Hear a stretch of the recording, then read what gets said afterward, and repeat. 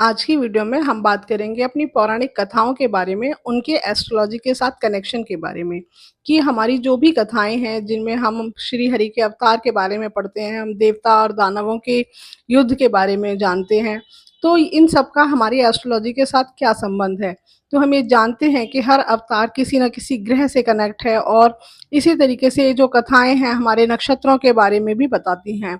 लेकिन अभी हम ग्रहों के बारे में बात कर रहे हैं, यानी जो श्री हरि ने अवतार लिए हैं, जैसे मत्स्य अवतार, वराह अवतार, नरसिंह अवतार, है ना, श्री राम अवतार, कृष्ण अवतार, वामन अवतार।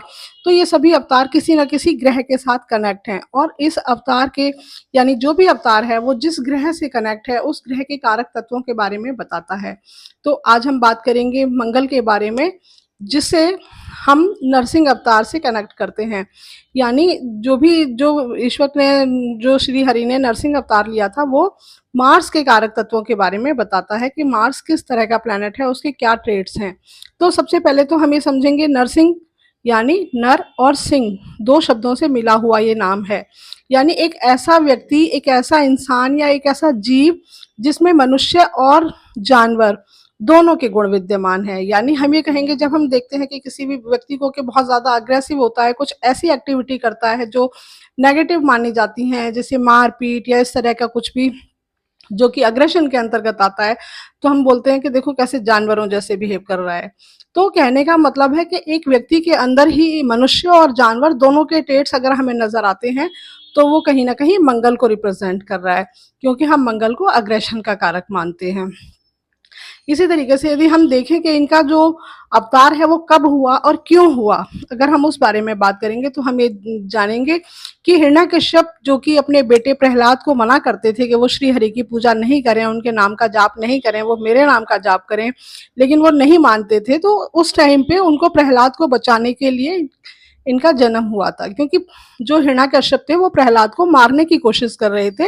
और जब मारते समय जब उन्होंने कहा कि मैं तुम्हारी गर्दन धड़ से अलग कर दूंगा, कहीं कोई श्री हरि नहीं है, यहाँ पर कोई श्री हरि नहीं है, यहाँ पर जो भी कुछ हूँ शक्ति सर्वशक्तिमान मैं ही हूँ, तो उन्होंने, प्रहलाद ने कहा कि नहीं, वो हर जगह हैं, वो बहुत शक्तिमान है, आप उन्हें देखिए, वो हर चीज में आपको मिलेंगे, हर चीज में वो विद्यमान है।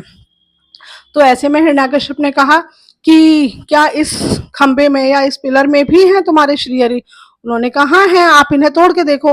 तो जैसे ही हिरण्यकश्यप ने वो उस पिलर को तोड़ा और उसमें जैसे ही तलवार चलाई, तो उस वो पिलर के टूटते ही वहां से नरसिंह अवतार, मतलब नरसिंह रूप में श्री हरि प्रकट हुए। तो कहने का मतलब है कि हिरण्यकश्यप को ऐसा कुछ भी अंदाजा नहीं था कि ऐसा कुछ होने वाला है, या यहाँ से इस तरह का कोई जीव वो प्रकट हो जाएगा। तो एकदम अचानक होने वाली घटना है ना, मतलब जो हमारी इमेजिनेशन से बिल्कुल बाहर है, हम सोच ही नहीं रहे हैं कि ऐसा कुछ हो सकता है और वो हो जाए, तो उसे भी मंगल रिप्रेजेंट करते हैं। तो हमने कहा, और जो इस तरह की अचानक होने वाली घटनाएं उन्हें हम एक्सीडेंट बोलते हैं। तो हम कहते हैं एक्सीडेंट के कारक, या एकदम सडन इवेंट कोई होता है तो उसके कारक भी हम मंगल को मानते हैं। उसके बाद जब हमने कहा कि वो प्रकट हो गए, तो फिर हम ये जानते हैं कि वो हिरण्यकश्यप को मारने के लिए और प्रहलाद को प्रोटेक्ट करने के लिए प्रकट हुए थे। तो कहने का मतलब है, प्रोटेक्शन का कारक भी, यानी दूसरों को सुरक्षा प्रदान करने का कारक भी हम मंगल को मानते हैं, क्योंकि वो प्रहलाद की सुरक्षा के लिए आए थे। तो इसलिए हम कहते हैं कि जो सेनापति हैं या लोगों को जो सुरक्षा प्रदान करने वाले हैं, वो मंगल हैं। ऐसे में हम ये जानते हैं कि जब हिरण्यकश्यप ने वरदान लिए थे प्रभु से, तो उन्होंने ये कहा था कि वो अमर हो जाएं, और हम जानते हैं कि प्रभु किसी को भी अमर होने का वरदान नहीं देते थे, उसके अलावा आप कुछ भी मांग सकते हैं। तो उन्होंने सोचा मैं कुछ इस तरह का मांगू जिसमें कि मैं अमर भी हो जाऊं और शब्द भी ना आए कि मैं अमर होना चाहता हूं। तो उन्होंने इस तरीके से बोला कि मैं न दिन में मरूं, न रात में मरूं, न मनुष्य से मरूं, न जानवर से मरूं, न अस्त्र से मरूं, न शस्त्र से मरूं, न घर के बाहर मरूं, न घर के अंदर मरूं, न दिन में मरूं, न रात में मरूं। तो इस तरह की बहुत सारी कंडीशन उन्होंने लगा दी, और उन्होंने सोचा कि अब तो मैंने इस तरह की कंडीशन मांग ली है कि अब मुझे कोई मार नहीं सकता, क्योंकि ऐसा कभी कुछ होगा नहीं। लेकिन श्री हरि ने जब ये नरसिंह अवतार लिया, तो हमने देखा कि उनका जो चेहरा है वो शेर जैसा था, हाथ पंजे वगैरह शेर जैसे थे, और शरीर की जो बनावट थी वो मनुष्य जैसी थी। तो ना हम उन्हें मनुष्य कह सकते थे, ना हम उन्हें जीव कह सकते थे। इसी तरीके से जब उन्होंने कहा कि ना अस्त्र से मरना है, ना शस्त्र से मरना है, तो उन्होंने उनको नखूनों से मारा। तो इस तरीके से वो शर्त भी पूरी हुई। उसके अलावा दिन में रात में नहीं मरना है, तो संध्या काल में उनकी मृत्यु की गई, कि घर के अंदर बाहर नहीं मरना है, तो दहलीज पे उनकी मृत्यु की गई।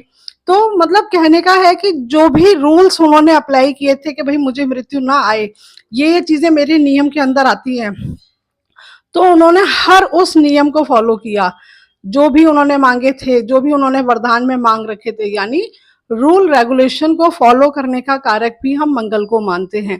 यानी मंगल वो प्लैनेट है, अगर आपकी कुंडली में पॉजिटिव है तो व्यक्ति हर तरह के रूल और रेगुलेशंस को फॉलो करता है।